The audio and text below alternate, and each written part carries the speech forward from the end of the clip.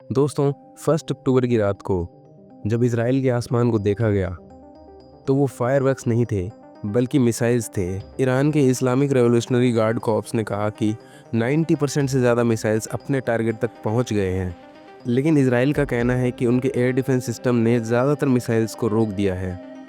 तो ये पूरा कॉन्फ्लिक्ट क्या है, कैसे वॉर शुरू हुई और कहाँ तक जा सकती है? चलो इसको स्टेप बाय स्टेप समझते हैं। 1 अक्टूबर की रात ईरान ने इजराइल पर 180 से ज़्यादा बैलिस्टिक मिसाइल्स दागी। ये मिसाइल्स इतनी खतरनाक थी कि इनमें से कुछ ने 30 फीट से ज़्यादा गहरे क्रेटर्स बना दिए। एक तो मोसाद के हेडक्वार्टर्स के पास साउथ इजराइल के नेगेव डेजर्ट में भी एक बड़ा मिलिट्री बेस टारगेट किया गया। इजराइल के प्राइम मिनिस्टर बेंजामिन नेतान्याहू ने कहा ईरान ने बड़ी गलती की है और उसको इसकी सज़ा मिलेगी। उन्होंने ये भी कहा कि इजराइल अपने डिफेंस और रिटेलिएशन के लिए पूरी तरह तैयार है।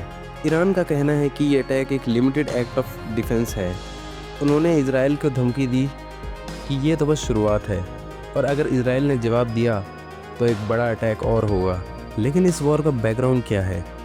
ये कॉन्फ्लिक्ट अचानक नहीं शुरू हुआ, इसकी जड़ में कई सालों का टेंशन है।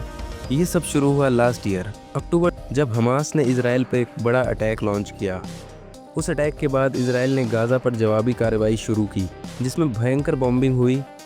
ये वॉर अब गाज़ा से निकलकर लेबानन, यमन और अब ईरान तक फैल चुकी है। इसमें कई ग्रुप्स जैसे हमास, हिजबुल्लाह और हाउतिस जैसे शामिल हैं, जो ईरान के सपोर्ट में काम करते हैं। इनको ईरान के प्रॉक्सीज कहा जाता है, मतलब ईरान इनको वेपन्स और पैसे देता है। लेकिन ईरान का डायरेक्ट इन्वॉल्वमेंट कैसे हुआ? इस साल अप्रैल में ईरान ने इजराइल पर 300 से ज़्यादा ड्रोन्स और मिसाइल्स लॉन्च किए थे। ये अटैक भी एक अटैक था क्योंकि उससे 2 हफ्ते पहले इजराइल ने सीरिया के दमिश्क में एक एयर स्ट्राइक किया था, जिसमें 7 ईरानियन ऑफिसर्स मारे गए, जिसमें एक टॉप जनरल भी था। इजराइल का कहना था कि वो एक ईरानियन एम्बेसी नहीं बल्कि एक मिलिट्री बिल्डिंग थी और वहाँ हिजबुल्लाह के साथ लिंक्स वाले ऑफिसर्स थे। तो ये एक चेन रिएक्शन है। इजराइल ने सीरिया में अटैक किया, ईरान ने अप्रैल में इजराइल पर अटैक किया और अब अक्टूबर में फिर से अटैक हुआ। हर एक एक्शन और एक रिएक्शन हो रहा है और इसके बीच ही इनोसेंट सिविलियंस का नुकसान भी हो रहा है। इजराइल के पास दुनिया के सबसे एडवांस्ड एयर डिफेंस सिस्टम्स हैं। चलो इनको समझते हैं। आयरन डोम ये शॉर्ट रेंज रॉकेट्स के लिए है, जो 70 किलोमीटर की रेडियस और 10 किलोमीटर की हाइट तक काम करता है। ये सिस्टम इनकमिंग रॉकेट्स को डिटेक्ट करता है और अपने मिसाइल्स, जो तामीर मिसाइल्स कहलाते हैं, लॉन्च करता है और उनको रोकने के लिए। एक तामीर मिसाइल्स की कीमत $50,000 तक है। डेविड स्लिंग ये मीडियम और लॉन्ग रेंज मिसाइल्स के लिए है, जो 300 किलोमीटर की रेडियस और 15 किलोमीटर की हाइट तक कवर करता है। इसका एक मिसाइल $1 मिलियन तक का भी है।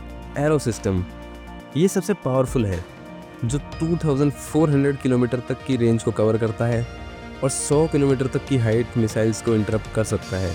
ये बैलिस्टिक मिसाइल्स के लिए डिज़ाइन किया गया है, जो ईरान जैसे दूर की कंट्रीज से आते हैं। इसका एक मिसाइल $1 मिलियन का होता है। अप्रैल के अटैक के बाद इजराइल ने अपने जैसे अमेरिका, यूके और जॉर्डन के साथ मिलकर ज़्यादातर मिसाइल्स और ड्रोन्स को रोक दिया। अमेरिका ने 80 ड्रोन्स और 6 बैलिस्टिक मिसाइल्स रोके, जबकि यूके के फाइटर जेट्स ने कई ड्रोन गिराए। इजराइल के F-35 जेट्स ने भी 5 से ज़्यादा मिसाइल्स को इंटरसेप्ट किया। लेकिन ये सिस्टम्स चलाने का खर्चा बहुत है। एक दिन में इजराइल ने अपने अटैक में 200 मिलियन से ज़्यादा खर्च कर दिए। ईरान के पास भी वेपन्स की कमी नहीं है, उनके मिसाइल्स बहुत एडवांस हैं। अक्टूबर के अटैक में उन्होंने 2023 के फतह मिसाइल्स का इस्तेमाल किया, जो हाइपरसोनिक बैलिस्टिक मिसाइल्स हैं। ये मिसाइल्स 18,000 किलोमीटर पर आवर की स्पीड से चलते हैं, जो साउंड की स्पीड से भी 15 गुना ज़्यादा है। ईरान का शाहब 3 मिसाइल 2000 किलोमीटर तक की स्ट्राइक रेंज कर सकता है। ये मिसाइल्स इतने प्रिसाइज हैं कि एग्जैक्ट टारगेट को हिट कर सकते हैं और ये अर्थ के एटमॉस्फेयर से बाहर जाकर और फिर वापस आते हैं। रॉकेट्स और मिसाइल्स में फ़र्क क्या है? हमास के रॉकेट्स छोटे होते हैं, जो ग्राउंड से लॉन्च होते हैं और रफ एस्टिमेट के साथ टारगेट को हिट करते हैं। लेकिन बैलिस्टिक मिसाइल्स बड़े होते हैं, 3 मंजिल के बराबर, और इनकी प्रिसीजन टारगेटिंग होती है। ये बहुत खतरनाक होते हैं। ये 3 ग्रुप्स हमास, हिजबुल्लाह और हाउतीस ईरान के सपोर्ट में काम करते हैं। इनको एक्सेस ऑफ रेजिडेंस भी कहा जाता है। ईरान इनको फंडिंग और वेपन्स देता है। चलो इनके बारे में थोड़ा डिटेल में समझते हैं। हमास ये पैलेस्टाइन मिलिटेंट ग्रुप है जो गाज़ा से ऑपरेट करता है। इसका अटैक 7 अक्टूबर 2023 पर हुआ था, जिससे ये वॉर शुरू हुई। हमास का पॉलिटिकल लीडर इस्माइल हनी जुलाई में तेहरान में असैसिनेट हुआ, जिसमें इसराइल का हाथ सस्पेक्ट किया गया है। हिज़बुल्लाह लेबनान का शिया मिलिटेंट ग्रुप है जो 1982 में बना था, जब इसराइल ने लेबनान पर कब्जा किया था। हिज़बुल्लाह ने 2000 में इसराइल को लेबनान से निकाल दिया था। ये ग्रुप इतना पावरफुल है कि लेबनान की आर्मी से भी ज़्यादा ताकतवर है।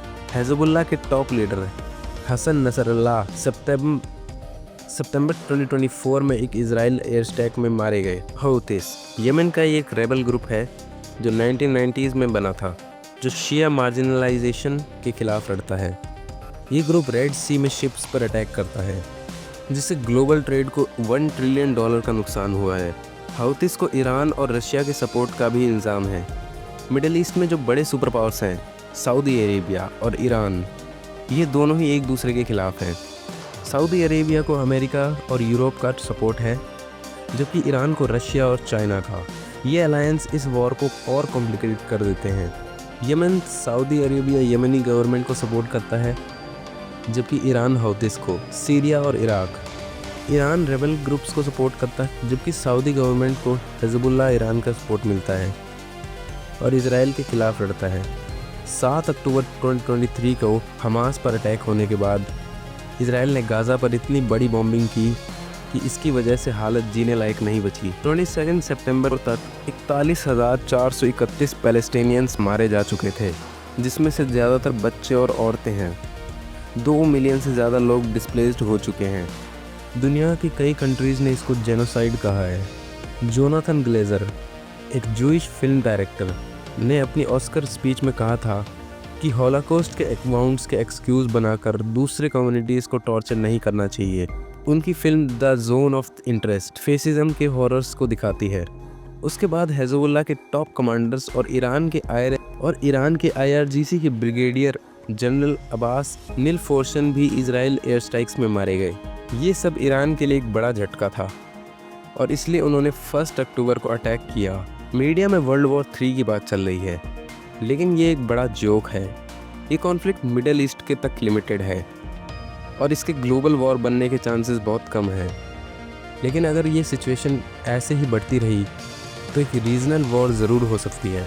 यूनाइटेड नेशंस और अमेरिका इसको डी-एस्केलेट करने की कोशिश कर रहे हैं, लेकिन इजराइल और ईरान दोनों ही अपनी ज़िद पर अड़े हैं। इंडियन गवर्नमेंट ने इस वॉर में न्यूट्रल स्टैंड लिया है। फॉरेन मिनिस्टर जयशंकर ने कहा कि इजराइल का रिस्पांस समझ में आता है, लेकिन इंटरनेशनल ह्यूमैनिटेरियंस लॉज का भी ध्यान रखना चाहिए। इंडियन सिटीजन्स को ईरान में नॉन एसेंशियल ट्रैवल अवॉइड करने की सलाह दी गई है। ये वॉर एक रिटेलिएशन का साइकिल है। हर कंट्री किसी न किसी चीज़ का बदला ले रही है, लेकिन इसमें नुकसान सिर्फ कॉमन पीपल का हो रहा है। महात्मा गांधी का एक कोट यहाँ फिट बैठता है, an eye for an eye makes the whole world blind. अगर ये वॉर रोकनी है तो पीस और डिप्लोमेसी ही एक रास्ता है। कई लोग इसके पीछे वेपन माफियाज को रिस्पॉन्सिबल मानते हैं। वेपन्स मैन्युफैक्चरर्स को वॉर चाहिए क्योंकि तभी उनके वेपन्स बिकते हैं। ये एक बड़ा ग्लोबल इशू है, जिसके बारे में जानने के लिए आप रिलेटेड वीडियोस देख सकते हैं। अगर ये कॉन्फ्लिक्ट ऐसे ही चलता रहा तो मिडिल ईस्ट में और इंस्टेबिलिटी बढ़ेगी। इजराइल और ईरान के बीच डायरेक्ट वॉर शुरू हो सकती है, जो रीजनल पावर्स और ग्लोबल ट्रेड को अफेक्ट कर सकती है। लेकिन अभी के लिए दोनों कंट्रीज अपनी स्ट्रेंथ दिखाने में लगे हैं। इंटरनेशनल कम्युनिटीज़ को इस वॉर को रोकने के लिए सख्त कदम उठाने होंगे। अगर आपको कोई स्पेसिफिक डाउट है या फिर इस कॉन्सेप्ट को और समझना चाहते हैं तो ChatGPT या ग्रोक जैसे टूल्स का यूज़ कर सकते हैं। ये टूल्स आपके क्वेश्चंस को जल्दी और एक्यूरेटली जवाब दे सकते हैं। इसके अलावा AI टूल्स अपनी प्रोडक्टिविटी बढ़ा सकते हैं, चाहे वो स्कूल वर्क हो या जॉब। दोस्तों, ये था इजराइल और ईरान कॉन्फ्लिक्ट का एक डिटेल्ड ओवरव्यू। अगर आपको ये समझ आया तो अपने दोस्तों के साथ शेयर करो और पीस के लिए आवाज़ उठाओ। Thank you.